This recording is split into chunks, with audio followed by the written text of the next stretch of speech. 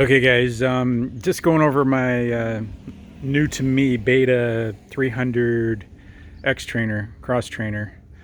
And I already did my first ride video, but not a ton of detail. I'm just kind of going over the whole bike. Just FYI, no matter where you buy a bike, a dealer or an individual, you should go over it with a fine-tooth comb, every nut and bolt, touch every little item on it, from the chain to the sprockets to the brake discs to everything. You should really have a wrench and a screwdriver and Allen wrench, every little wrench, and touch every single thing, just because you never know. I've had previous videos where actually someone on one of my collectible bikes, it was a 30-year-old bike, but they had installed the brake pads backwards. I think I mentioned that in an old video. But anyway, this is what I did. This is from a dealer. Now remember, dealers do dealer prep supposedly, and you just can't trust anybody. And people make mistakes and miss things, so you can only trust yourself when it's your neck on the on the chopping block. So that being said, this is what I've discovered so far. I went over it with the, when I was at the dealership. It's a used bike. It had under 15 hours on it, and I didn't really catch everything, but obviously it had hand grips on it before. After I got it on the truck and I paid the check, I noticed that I was missing a fairing bolt, so I bugged him to get me something to put in there, and he got me like a KTM bolt or something to stick in there temporarily. So I don't have the OEM on that, but not a huge deal. But other things like, you don't want to pay the full money unless you have everything that they promised you.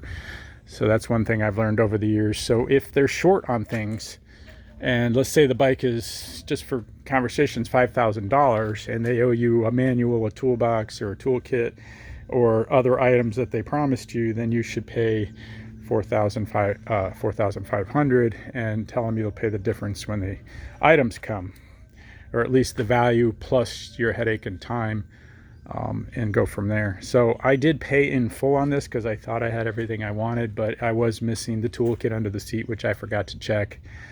It was nothing major, and then I was missing a fairing bolt, nothing major, but they're just all little headachy items that you got to then try to track down yourself. So if you can, I realize it's used, but it's a 22 with 15 hours, and it went through a dealership's prep. I would think they would dial in a couple of those loose items, and they just missed it. But it looks as though they did change the engine oil. I'm not sure they did anything with the air filter. It doesn't look great. It looks a little dirty. So it's not a full prep. I think you should always do your own, or at least check it. I checked the oil, and the cleanliness of it looks perfect, so I do believe the oil was changed. However, okay, let me just tell you what was a little bit sketchier was, or things you'll discover on your own, is that the mud flap was just about to fall off. Both of these bolts were backed out almost all the way and just about to fall on the ground. So I'm not sure if that's just something that rattles loose over time. I'm not familiar with betas at all. I did go over the sprocket. I have almost torn a sprocket off previous bikes. It's actually the YZ450, but I don't know what that was about, but I think I ironed it out. And then I just noticed the kickstand bolt was about to pull out. This was backed out most of the way. Is that the bolt? Yeah, that's the bolt right there. And that would just about strip and tear out of there. So I got that tightened down. So just minor things like that, but you want to go through everything.